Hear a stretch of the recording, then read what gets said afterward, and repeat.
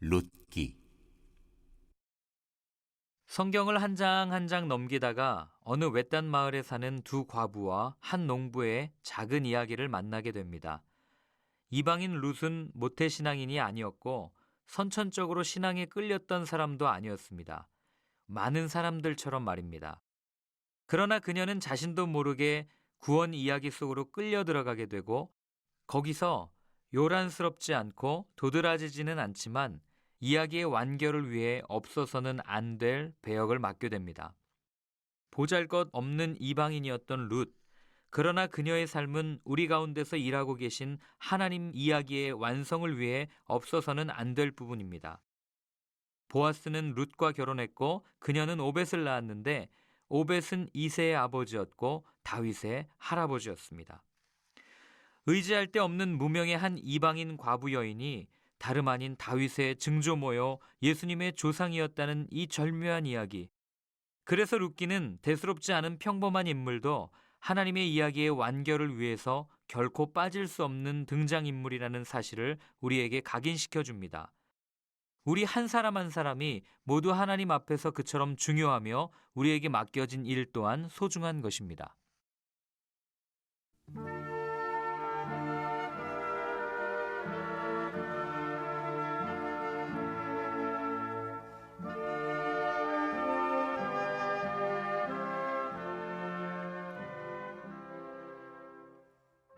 1장.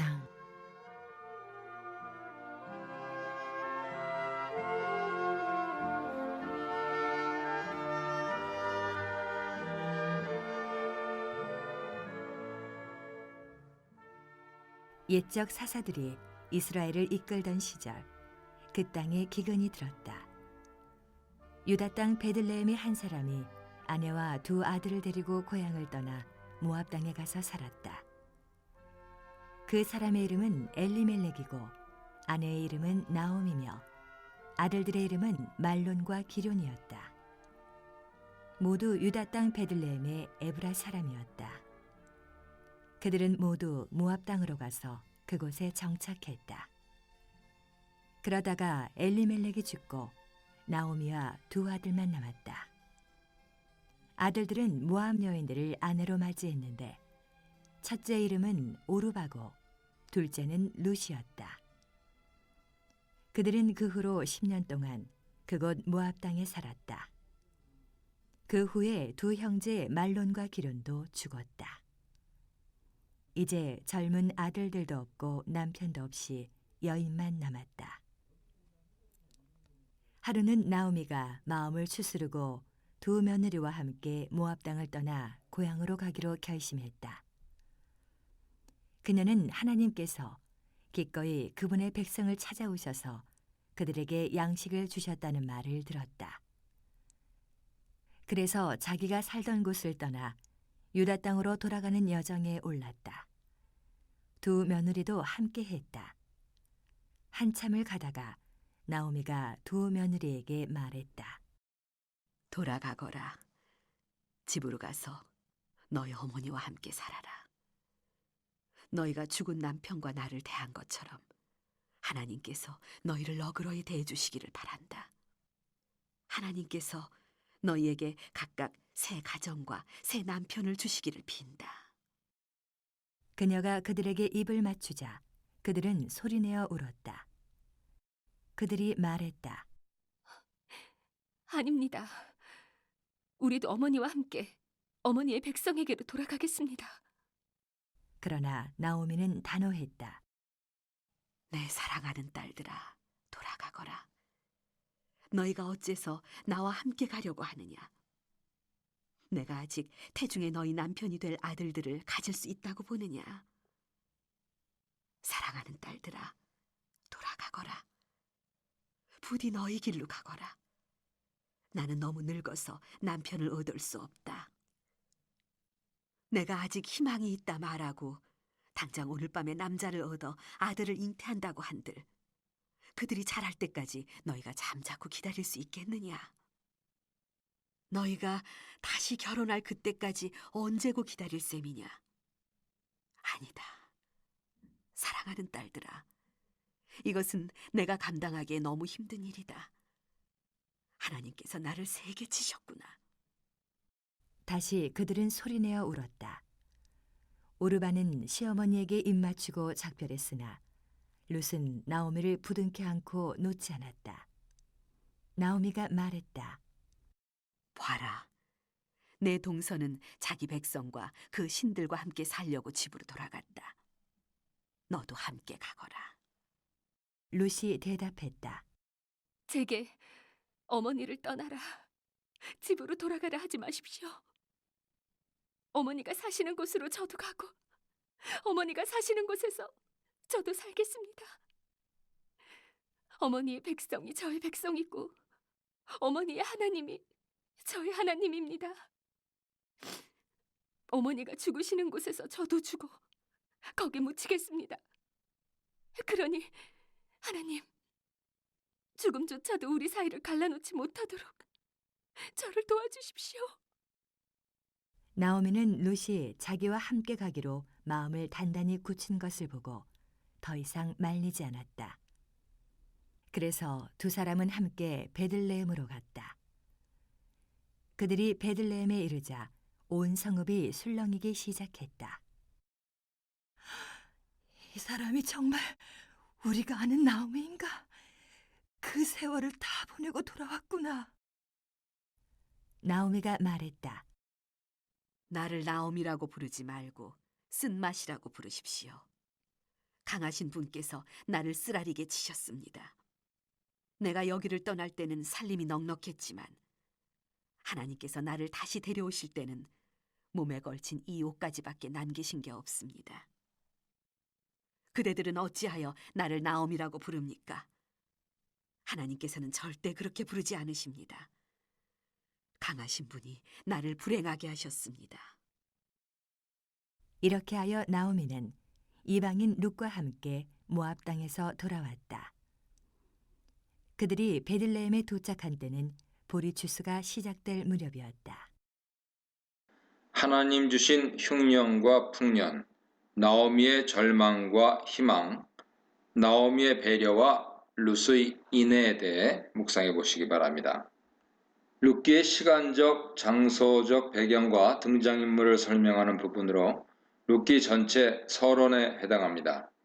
1절에서 룻기의 시대적 배경이 사사시대로 언급되는데요. 사사시대에는 타락과 구원이 반복되면서 이스라엘이 영적으로 점점 타락하게 되었고 결국 파산 상태가 되었습니다. 이렇게 룻기는 영적으로 사회적으로 매우 어둡고 혼란스러운 시대를 배경으로 하고 있죠. 장소 배경인 베들레헴은 나지막한 산등성이 있는 지역으로 곡식, 올리브, 포도를 재배하는 곳입니다. 이곳 옆에는 길로하르라고 하는 산이 막고 있기 때문에 강수량은 적은 편이죠. 그렇기 때문에 가뭄으로 인한 기근에 다른 지역보다 취약합니다. 반면에 모압 지역은 물이 풍부하고 강수량이 많아서 엘리멜렉이 그리로 이주하게 된 것이죠. 1절에서 한 가족이 모압 지역으로 가서 거류하였다 말하는데 여기서 거류하다 하는 말은 그 지역에 완전히 정착한 것이 아니고 일시적으로 머물렀다는 뜻입니다. 기근을 피하기 위해 잠시 이주한 것이죠. 2절에서는 이 가족의 이름과 구성원들을 소개합니다.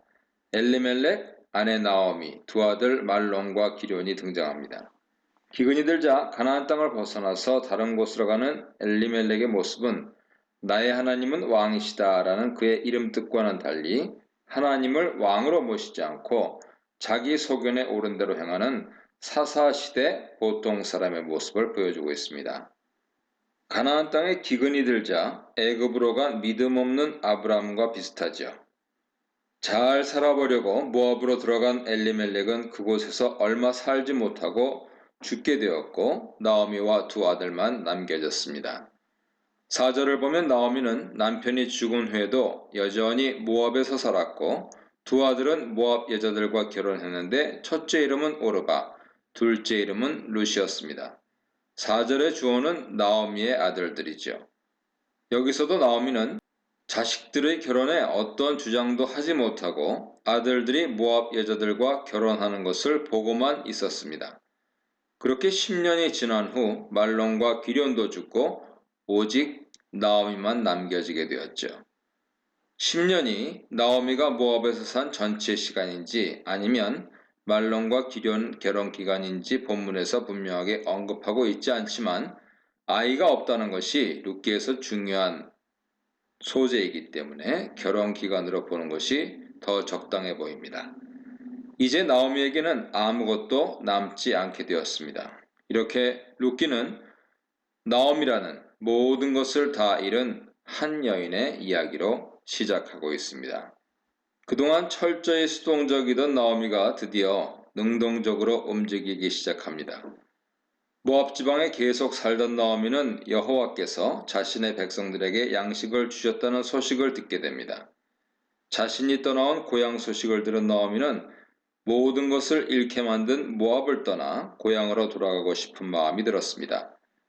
여호와께서 자신의 백성에게 은혜를 베푸시는 것을 보고 혹시 자신도 그 은혜 한 자락을 얻을 수 있지 않을까 하는 생각이 든 것 같습니다. 그런 생각이 들자 그동안 수동적으로 아무 일도 하지 않았던 나오미가 고향으로 돌아가기 위해 일어납니다. 여기서 돌아간다는 히브리어로 슈브이며 회개하다라는 뜻으로도 해석되는 단어입니다. 나오미가 고향으로 돌아가는 것은 다시 하나님께 돌아가는 회개 여정으로 볼 수 있죠. 그런데 나오미 여정에 그녀의 두 며느리가 동행하고 있습니다. 며느리들과 동행하던 나오미는 두 사람에게 각자 어머니의 집으로 돌아가라고 명령합니다. 이유는 두 가지로 볼 수 있습니다. 첫째, 아직 젊은 두 며느리의 새로운 삶을 위한 것이죠. 나오미를 따라 모압 사람들에 대해 호의적이지 않은 유대 땅으로 가면 재혼하기 어려울 것이기 때문입니다. 둘째, 이스라엘 사람들이 좋아하지 않는 이방 며느리를 그것도 둘이나 데리고 고향으로 간다는 것이 나오미 자신에게도 부담으로 작용했을 수 있습니다. 자기 한 몸을 어떻게 살아볼 수도 있겠지만 이방인 며느리 둘을 책임질 자신은 없었을 것입니다. 나오미는 그녀들에게 그동안 같이 지낸 것에 대해 고마움을 표하며 하나님의 복을 빌어줍니다. 죽은 자들과 나를 선대했다는 표현을 보면 나오미의 며느리들은 남편이 죽은 후에도 나오미와 같이 지내면서 그녀를 잘 모신 것 같습니다. 그렇기 때문에 그들이 은혜를 베푼 것처럼 여호와께서 며느리들에게 은혜를 베풀어 달라고 기도합니다. 그리고 그들이 재혼할 수 있게 해달라고 기원합니다.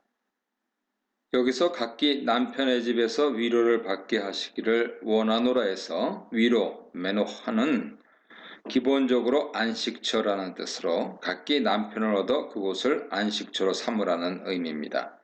이렇게 나오미는 자신 며느리들에게 좋은 혼처가 생기기를 기도한 것이죠.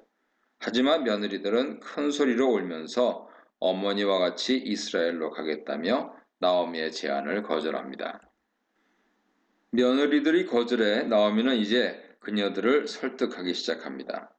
그 설득은 매우 논리적으로 진행되는데요. 11절로 13절이 나오미의 설득으로 수사학적 기법이 많이 사용되고 있습니다.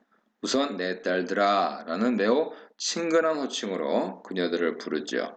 나오미는 이런 수사 의문문을 통해서 자신이 나이도 먹었고 남편도 없고 혹시 임신을 한다고 하더라도 그 자녀들이 자라기를 기다리는 것을 불가능하다고 말합니다.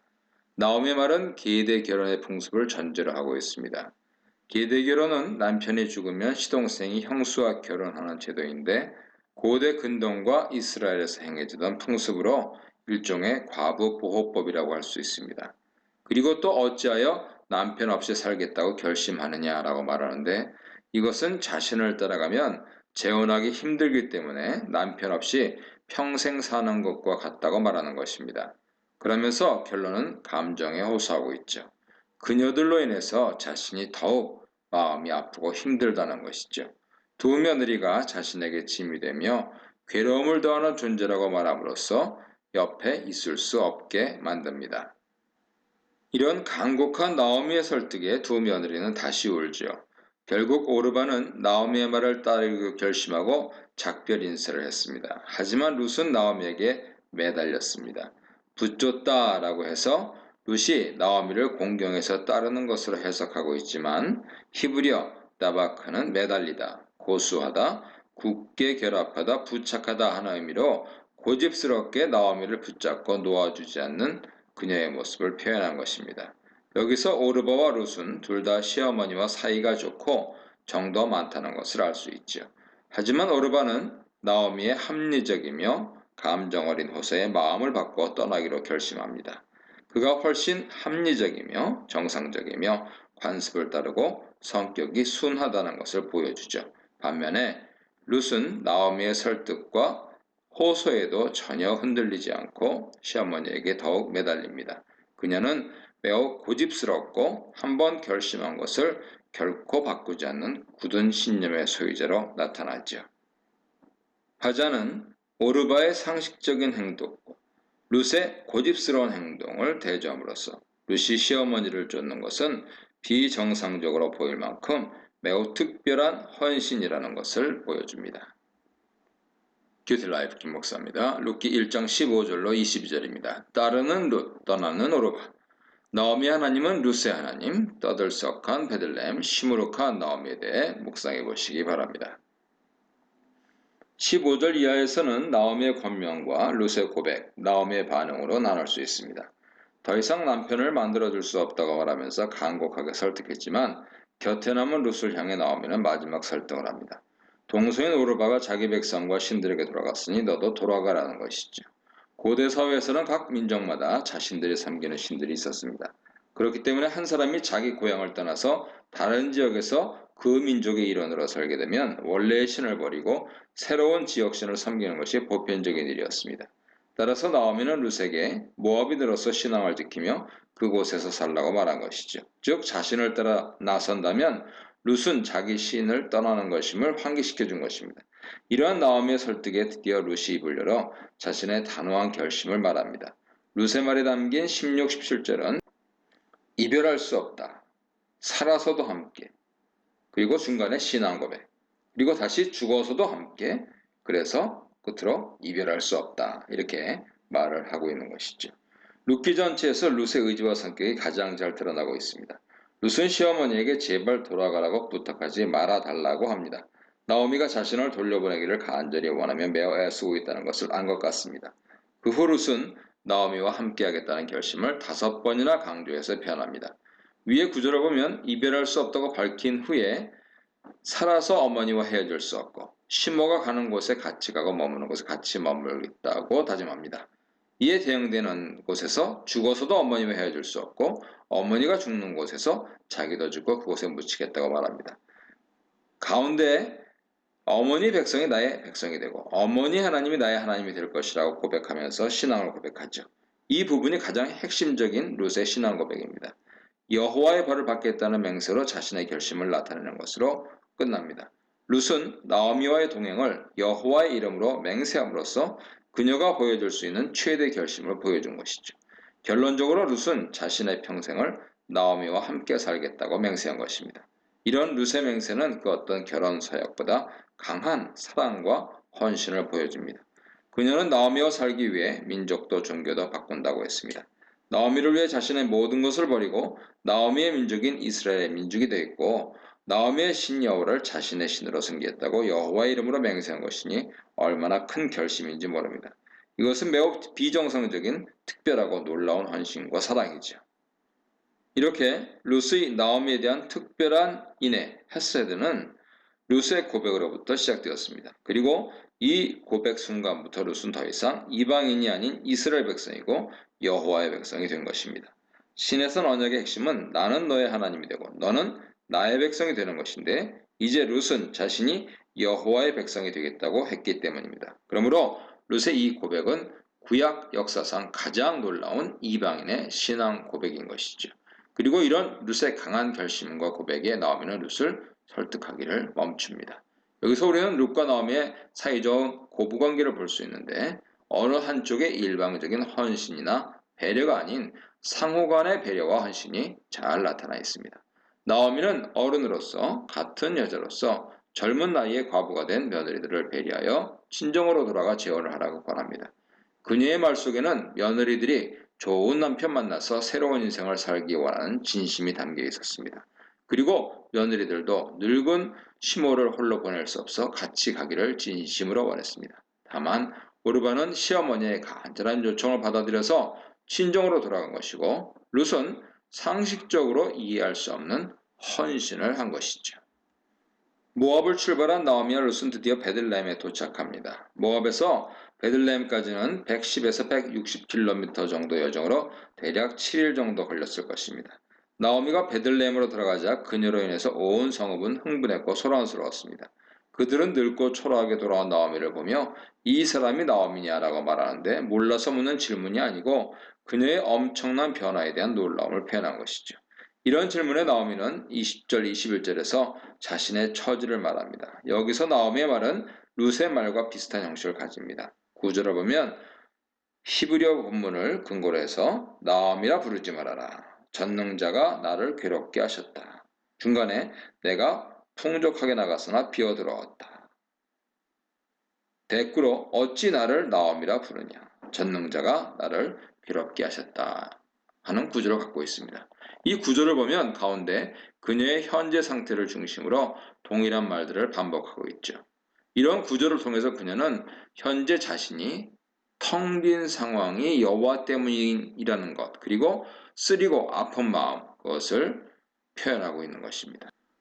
나오미의 말도 룻처럼 나오미라 부르지 말라는 부정명령으로 시작합니다. 그녀는 나오미 대신 자신을 마라라고 부르라고 요청합니다. 나오미란 이름은 원래 기쁨, 사랑스러움이란 뜻을 갖고 있는데 자신의 상태는 전혀 그렇지 못하니 대신에 쓴 괴로운이란 의미의 단어 마라라고 부르라고 한 것이죠. 이름을 통해서 나오미는 자신의 괴롭고 어려운 처지를 잘 표현하고 있습니다. 그리고 자신의 이름을 바꿔야 하는 이유를 전능자이신 하나님께서 자신의 인생을 쓰게 만드셨기 때문이라고 설명합니다. 그리고 가운데 부분에서 인생이 쓰게 된 이유를 설명하죠. 풍성하게 나갔던 그녀가 텅 비어서 돌아오게 되었기 때문입니다. 그녀는 베들레헴을 나갈 때 남편과 두 아들과 함께 나갔지만 돌아올 때는 남편도 아들도 상속자도 하나 없이 이방인 며느리 하나만 데리고 돌아온 것입니다. 고대 사회에서 아들이나 상속자가 없는 과부는 기업, 즉 땅을 가질 수 없어서 생계 유지가 어려웠으니 텅 비었다는 말이 전혀 과장은 아닙니다. 나오미가 자신의 불행의 원인을 여호와로 본 것은 인간의 모든 생사 화복이 여호와의 손에 달려 있다고 생각했기 때문입니다. 그녀는 텅 비었다고 말하지만 사실은 룻이라는 며느리와 함께 왔습니다. 그런데도 이렇게 말한 것은 룻에 대한 기대가 전혀 없었기 때문이죠. 그런데 나오미를 텅 비게 하신 하나님께서는 그녀가 전혀 기대하지 않았던 룻을 통해서 나오미에게 은혜를 베푸시는 역전의 역사를 시작하십니다. 22절은 1장 여행을 마무리하면서 나오미가 모압 여인 룻과 베들레헴으로 돌아온 때가 추수 때다 하는 시간 배경을 제공하는데 이 배경은 앞으로 나오미의 삶에 희망이 있을 것이다 하는 암시를 줍니다.